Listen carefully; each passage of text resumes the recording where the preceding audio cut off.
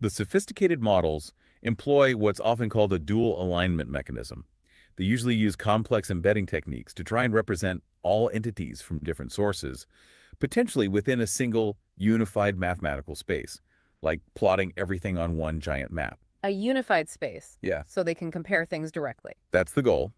And these joint attribute preserving models, as they're sometimes called, typically rely on two parallel components, two modules working together to analyze an entity and get it ready for that unified space. First, there's the structure embedding SE module. Okay, structure. So this looks at the links, the relationship triples. Precisely.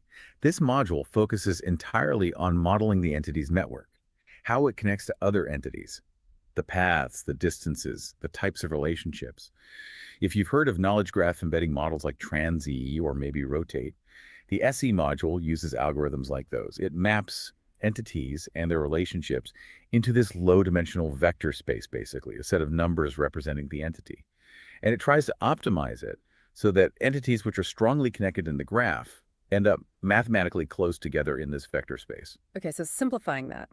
The structure embedding vector for, say, my service page is basically defined by what page is it linked out to and which pages link into it. It captures the neighborhood. You've got it. It captures the structural context. Right. And then running in parallel is the second module, attribute embedding, AE. Attributes. So this is looking at the descriptive stuff, the literals, the attribute triples. Exactly.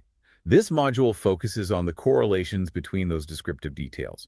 It looks at the actual text, the numbers, the specific facts associated with the entity. It tries to group entities together based on similarities in their descriptions, even if they aren't directly linked structurally. How does it do that? Like just comparing the text.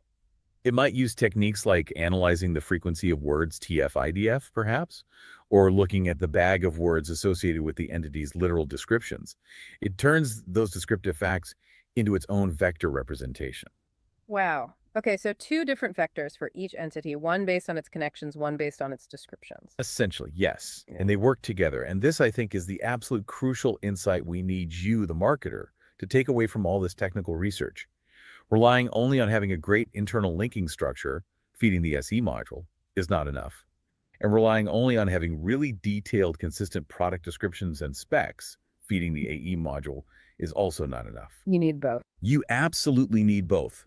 Successful, stable, reliable entity alignment requires both the structural signals and the attribute signals to be strong, consistent, complete, and coherent.